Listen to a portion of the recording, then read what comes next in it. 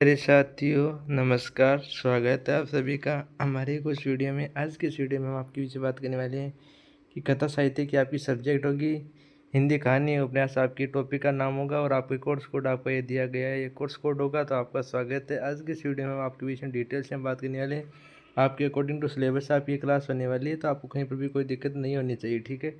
तो ये आपकी सिलेबस दिया गया है। हिंदी कहानी का उद्भव कैसे हुआ, विकास कैसे हुआ, ये आपका सिलेबस दिया गया है। यूनिट फर्स्ट में यूनिट सेकंड का सिलेबस आपको इस प्रकार का दिया गया है। तो ये सिलेबस के अकॉर्डिंग आपकी अभी क्लास होने वाली है। मन्नू भंडारी वाला उपन्यास आपकी, इसके बारे में पूरी डिटेल से हम नोट्स करने वाले हैं, तो आपको कहीं पर भी किसी भी प्रकार की दिक्कत नहीं होगी। एग्जाम डेट आपकी रहने वाली होगी 11 जुलाई, ठीक है। 11 जुलाई आपकी एग्जाम डेट रहने वाली होगी। तो आपको कहीं पर भी किसी भी प्रकार का डाउट नहीं रखना है कि एग्जाम में क्वेश्चन कहाँ से आएंगे, कैसे आएंगे, सिर्फ हमारी क्लास से आएंगे, ठीक है।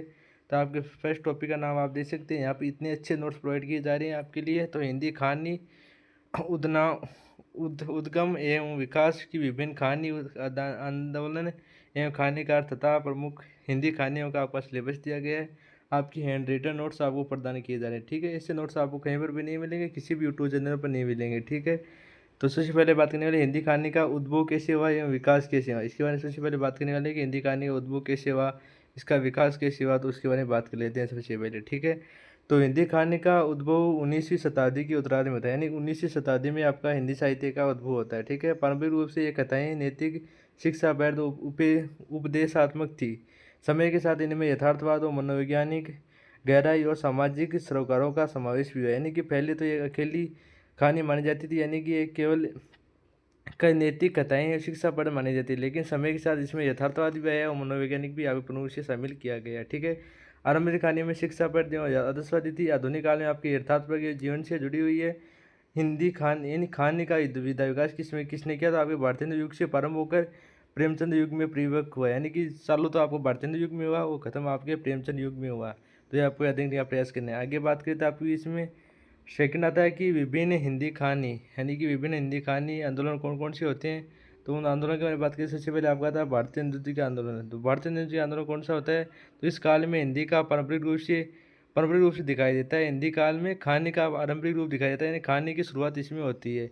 सामाजिक और नैतिक विषय प्रमुख रहे, इसमें सामाजिक और नैतिक विषय प्रमुख रूप से रहते हैं। द्विवेदी युग के बारे में बात की जाए तो आपका भी इसमें द्विवेदी युग के बारे में बात की जाए, भाषा परिपक्व हुई है, सामाजिक सुधार की भावना प्रमुख रूप से रही, यानी कि आगे भाषा को बढ़ावा मिला, ठीक है। आगे बात करें तो प्रेमचंद युग के बारे में बात करें तो इसमें यथार्थवाद का उदय हुआ। आपका यथार्थवाद का युद्ध किसमें हुआ, तो आपके प्रेमचंद के युग में हुआ।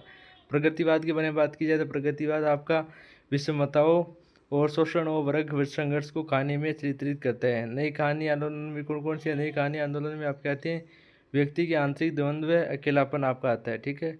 अस्तित्व और संबंधों की जटिलताओं पर बल दिया गया है, यह आपके प्रमुख विषय आते हैं। आगे बात की जाए आपके बीच में समानांतर कहानी आंदोलन, तो आम आदमी के संघर्ष और यथार्थवाद जीवन की समस्याओं को केंद्र में रखा गया है, ठीक है। तो इसको आपको याद रखने का प्रयास करना है, ठीक है। आगे बात की आपकी प्रमुख कहानीकार हैं उनकी विशेषताएं, तो प्रमुख कहानीकार कौन से आते हैं, आपकी प्रेमचंद आती है, मुंशी प्रेमचंद, ठीक है। मुंशी प्रेमचंद की आती है आपकी, उनकी आती है तो ईदगाह आती है, एक पूस की रात, एक अपने उनके प्रमुख ग्रंथ है। जयशंकर प्रसाद की आती है आपकी आकाशदीप व ग्राम, आपके उनके प्रमुख माने जाते हैं। जितेंद्र कुमार की पत्नी और तत्परता प्रमुख माने जाते हैं। प्रेमचंद अंतर कहानी के आपके यशपाल और भीष्म साहनी और मोहन राकेश और राजेंद्र यादव प्रमुख से माने जाते हैं, ठीक है। अब आगे बात करते हैं प्रमुख हिंदी कहानियाँ। प्रमुख हिंदी कहानी में कौन कौन सा आता है, एक तो आपको आता है मुंशी प्रेमचंद, ठीक है। मुंशी प्रेमचंद त्याग और प्रेम की कहानी के बारे में बताया गया है। पूस की रात यानी मुंशी प्रेमचंद गरीबी और संघर्ष का चित्रण किया गया है आपको पूस की रात में, जैसे मुंशी प्रेमचंद अपने गरीब होते हैं और वो किस प्रकार संघर्ष करते हैं। कपन, मुंशी प्रेमचंद मानवीय सेना और विडंबना पर कार्य करते हैं। आकाशदीप जयशंकर प्रसाद की, जैसे मानवीय करुणा के बारे में बताया गया है। वो पत्नी पत्नी जितेंद्र कुमार की है, जिसमें मनोवैज्ञानिक दोनों के बारे में बताया गया है। एक आपको भीष्म साहनी, जिसे सामाजिक व्यंग्य और यथार्थवाद पर चित्रण किया गया है, ठीक है। इसको आपको याद रखने का प्रयास करना है। आगे बात करते हैं यूनिट 2 के इंपॉर्टेंट सिलेबस के बारे में, इसमें क्या दिया गया है।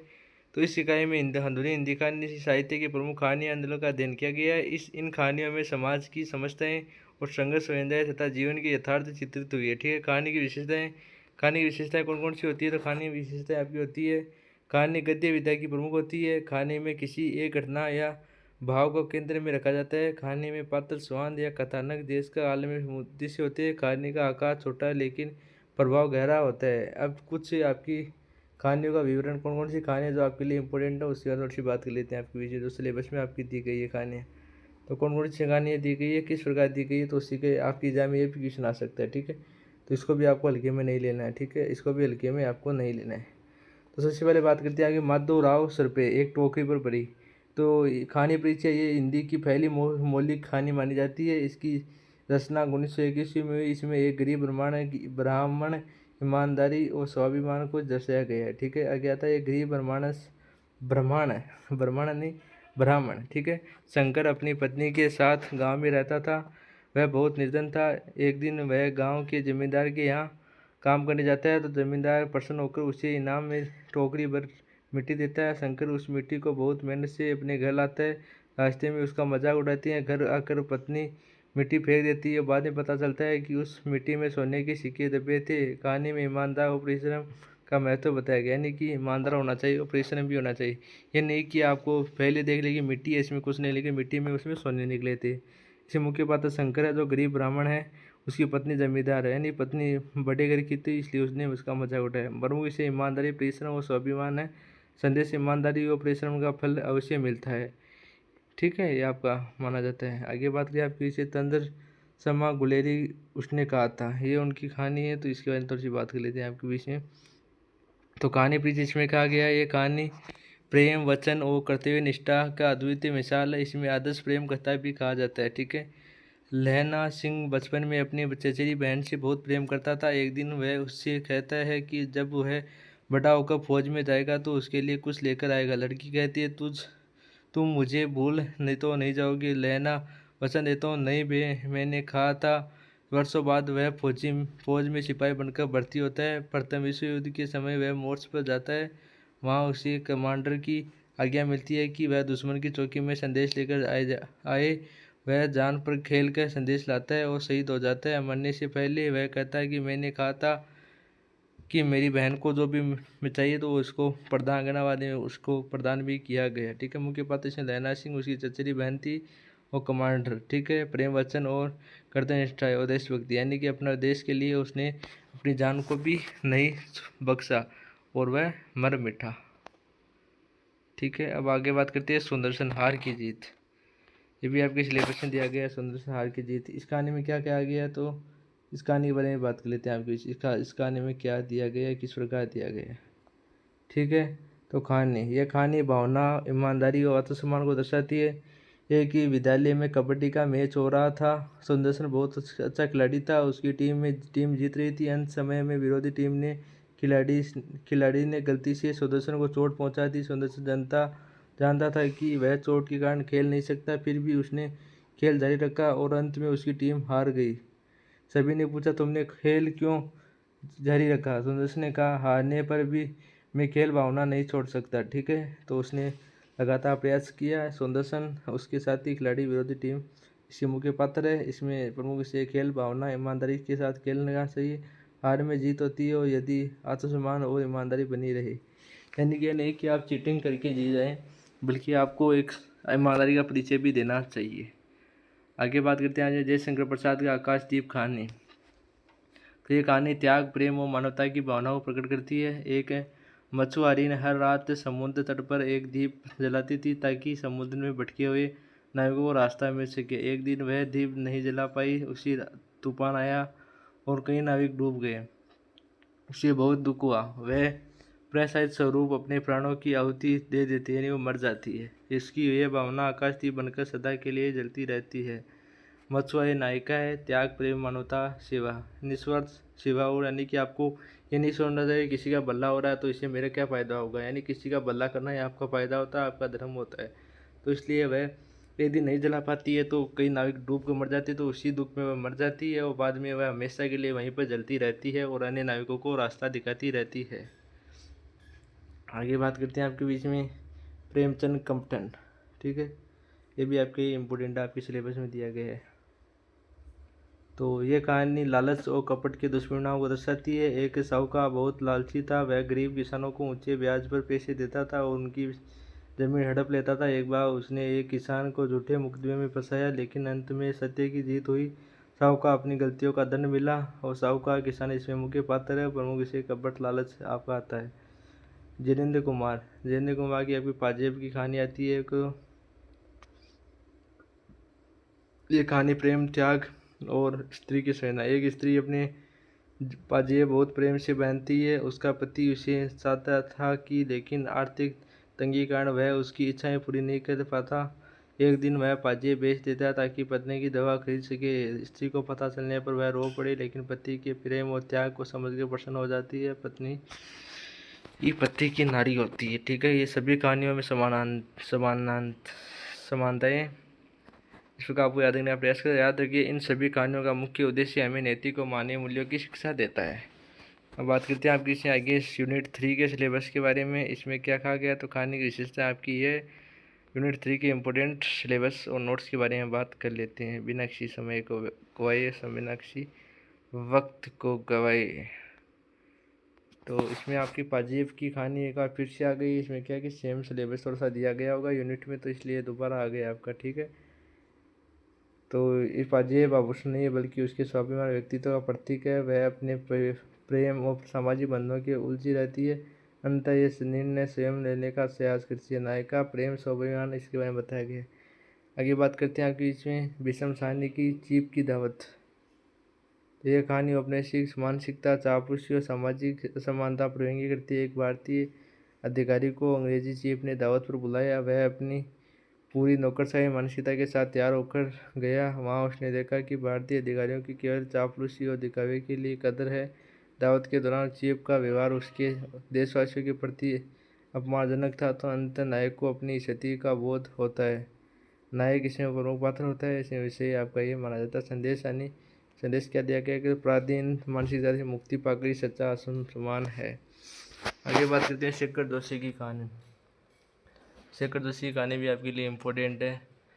तो ये कहानी का निधन और नाविक गठवार के संघर्ष और प्रकृति से गहरे संबंध को दर्शाता है। कोसी नदी के किनारे रहने वाले एक गठवार अपने परिवार का पालन पोषण नदी में नाव चलाया करता था। उसकी नाव ही उसकी जीविका थी। एक दिन बाढ़ आगे जाती है, उसकी नाव बह जाती है। वह बहुत दुखी होता है, परंतु वह जरोज में फिर से जुड़ जाता है। प्रकृति से उसका गहरा लगाव होता है। संघर्षीय स्वभाव कहानी भी आत्मा है। उसे वापस अपनी नाव मिल जाती है। संघर्ष के बाद में वापस नई का नाव खरीद लेता है।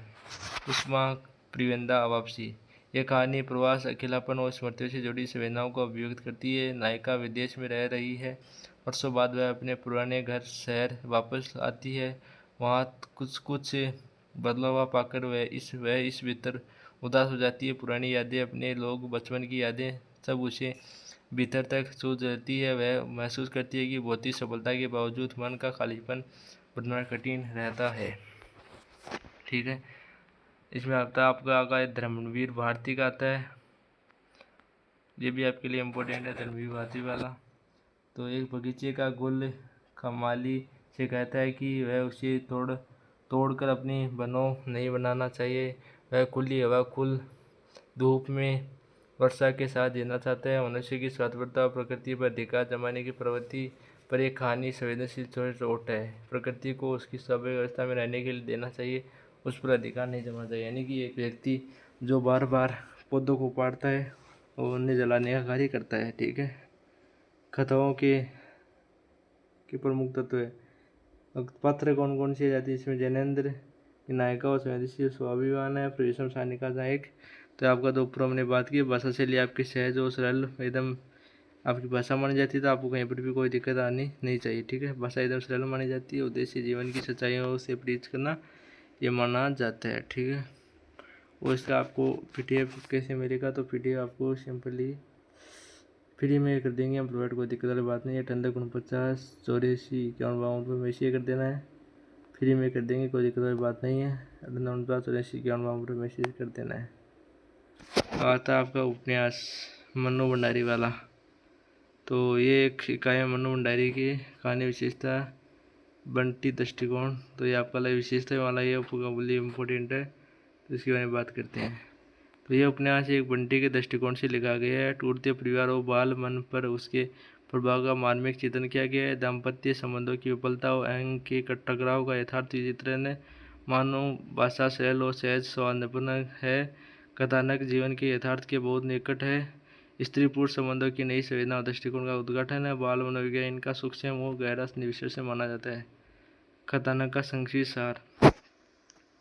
इसमें क्या कहा गया है, तो उसके बारे में थोड़ा सा संक्षिप्त में पढ़ते हैं हम।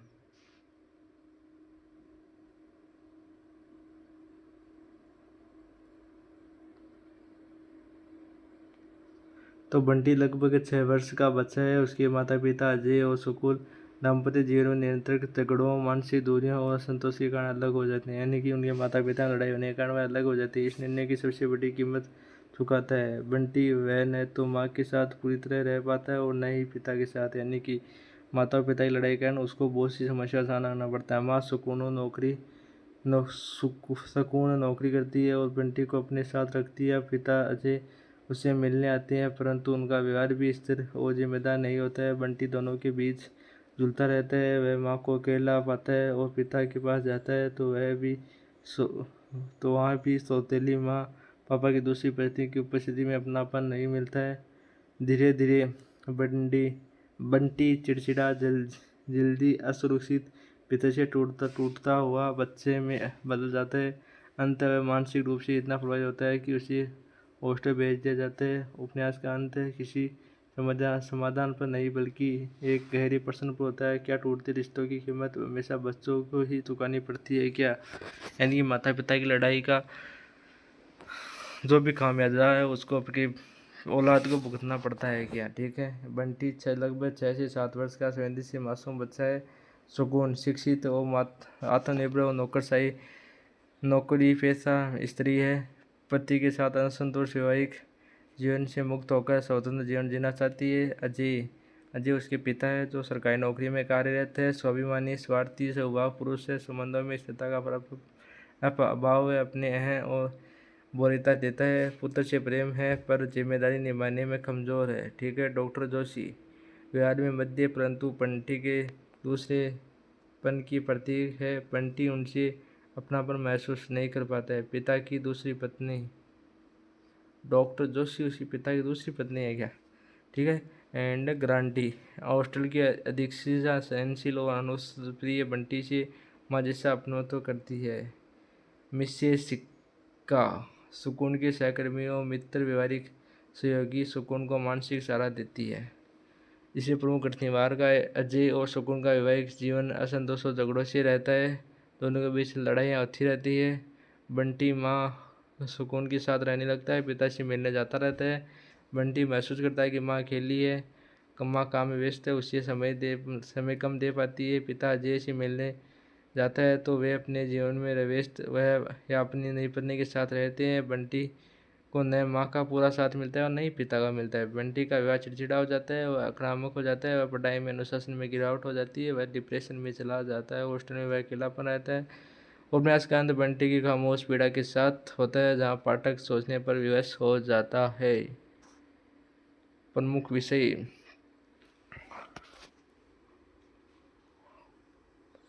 तो ये आप इसको रीड कर लेना। ज़्यादा मैं इसमें क्या रीड करूँ, आपका ज़्यादा रीड नहीं कर सकता, तो आपको इसमें बाल मनोविज्ञान के बारे में बताया गया। सामाजिक और साहित्यिक महत्व है तो ये उपन्यास मध्यम वर्ग के समाज के बारे में बताता है।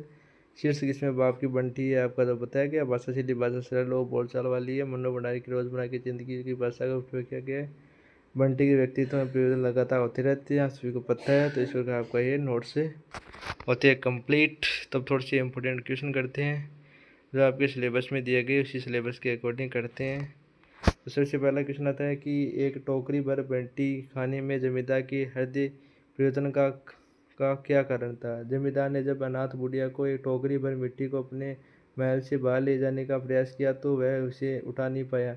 बुढ़िया ने जब कहा कि आपसे एक टोकरी मिट्टी नहीं उठाई जा रही तो इस जमीन पर रखी हजारों टोकरियां क्यों आप अगले जन्म में कैसे उठाएंगे? तब आत्मज्ञान के कारण जमींदार का हृदय परिवर्तन हो जाता है। उसने कहा था, कहानी में लहना सिंह ने सूबेदारनी को क्या वचन दिया था? सूबेदारनी को वचन दिया था कि वह युद्ध के मोर्चे के बाद में पति सूबेदार हजारा सिंह और पुत्र पोदा सिंह के प्राणों की रक्षा करेगा। उसने युद्ध भूमि में अपने प्राणों की आहुति देकर स्वयं को दुश्मनों की गोलियों के सामने झुककर उन दोनों के प्राण बचाए, अपना वचन निभाया था। इसमें कुछ अलग लग रहा है क्या? अलग तो नहीं है, इधर सेम है आपका। थोड़ा बहुत आपको लैंग्वेज थोड़ी सी डिफिकल्ट लग रही होगी। तो हार की जीत में बाबा भारती ने ठाकुर खड़क सिंह से अपनी प्रार्थना गुप्त रखने के लिए, क्योंकि आप बाबा भारती ने कहा कि यदि लोगों को उसके धोखे की गर्दानी जिसमें कड़क सिंह ने अपना अपाहिज बनाकर घोड़ासी नाथ का पता चल गया तो वे गरीब या असहाय व्यक्ति पर विश्वास करना छोड़ देंगे। इस मानवीय नैतिक चिंता के कारण उन्होंने खड़क सिंह की इस घटना को गुप्त ही रखते हैं। जयशंकर आकाशदीप, ये कहानी क्या होती है इसके बारे में बात की जाए तो चंपा के अंतर्द्वंद का कारण उसका जलदुष्ट बंधुत्व की व्यक्ति गहरा प्रेम और उसकी बंधुत्व को अपनी पिता का जरा समझना। वह प्रेम और घृणा तथा व्यक्तित्व आसागित और पितृशक्ति के दो परस्पर विरोधी छोरों हैं। कपन में आपका प्रेमचंद ने माधव के पास गोरा दरिद्रता जनता अमानवीकरण को दर्शाता है, जहाँ पेट की भूख और समाज के नियंत्रण मनुष्य की संरचना के बारे में बताते हैं। जन्य कुमार की पाजेब कहानी किस मनोवैज्ञानिक की शुद्ध करनी की पाजेब कहानी बाल मनोवैज्ञानिक को जागृति, जहाँ वयस्कों के अविश्वास अनावश्यक धर्मनकाई पूछताछ के कारण बालक आशुतोष स्वयं को निर्दोष होते हुए भी चोर स्वीकार कर लेता है। यह कहानी बाल मन की पूर्णता में बताते हैं। ठीक है, इसमें पाजेब वाला मैंने पूर्व नोट्स में बात की थी, उसमें एक महिला की पाजेब बेच देता है, तो वो भी आपका इसी टॉपिक है, वो भी इसी का टॉपिक है, यानी कि चोर बताया जाता है उसको आगे जाकर। ये भी आप कह रहे हैं चीप की दावत। कुछ करने के लिए पदोन्नति पाने के लिए अपनी बूढ़ी माँ को एक घरेलू वस्तु की तरह जी पाने का प्रदर्शित करने का प्रयास करता है। ये व्यवहार आज के उपभोगवादी समाज में विशेषतों की उपयोगिता के कारण होता है। कोशिका कटवार, तो ये कोशिका कटवार का अर्थ है कि पनरखी घाट में चलने वाला व्यक्ति उत्तराखंड की पहाड़ी पृष्ठभूमि में चला जाता है। एक आपका प्रश्न हो रहा था नोवा किशन, ठीक है, नोवा किशन हो रहा था आपका वापसी दिखाने में खजादर बाबू का अपने ही घर में अजनबी क्यों होना चाहिए और अपने प्रिया में अजनबी होना चाहिए। शिवानितु के पश्चात बुजुर्गों के साथ वह लगा पीढ़ियों को वैचारिक और आधुनिक प्रिया में बुजुर्गों को नायक का इंगित करने वाला एक जलवंत महर्षि है। आपका बंटी उपन्यास का केंद्रीय धर्म क्या? इस उपन्यास का केंद्रीय धर्म ताकलासुसी क्या तलाकशुदा माता पिता के बीच बसे एक 9 वर्षीय बालक बंटी की मानसिकता, प्रताड़ना और सुरक्षा की भावना और उसकी पहचान को बिखरते हुए संगठन को मनोव्याख्यात किया गया है। तो इस प्रकार आपके नोट्स होते हैं, ये आपके कंप्लीट नोट्स आपको प्रोवाइड किए जाएंगे। आपके मैंने बता दिया वहाँ पर आपको इसके नोट्स मिल जाएंगे, तो आपको वहाँ पर मैसेज कर देना है। तो इस प्रकार के आपको वहाँ पर नोट्स प्रोवाइड कर देंगे, हम यही नोट्स कर देंगे प्रोवाइड। तो आपको इसको एक रीड कर लेना है, ठीक है। तो आज की इस वीडियो में इतना ही, मिलते हैं एक अच्छी वीडियो में अच्छी डेडिकेशन के साथ। तब तक के लिए जय हिंद जय भारत। साथियों, मैसेज कहाँ पर करना है? तो मैसेज करना है आपको 78 49 84 51 52 पर, ठीक है। आपको ग्रुप पर ऐड कर दिया जाएगा या आपको ऐसे में फ्री में प्रोवाइड कर दूँगा, कोई पैसा नहीं लूँगा, ठीक है। किसी से मैंने पैसा नहीं लिया, फ्री में कर दूँगा। पहले मैंने 49 प्राइस बताई थी, लेकिन आप सभी के लिए फ्री है, ठीक है। ओके, तो आज की इस वीडियो में इतना ही, मिलते हैं किसी वीडियो में अच्छी डेडिकेशन के साथ। तब तक के लिए जय हिंद, वंदे मातरम साथियों।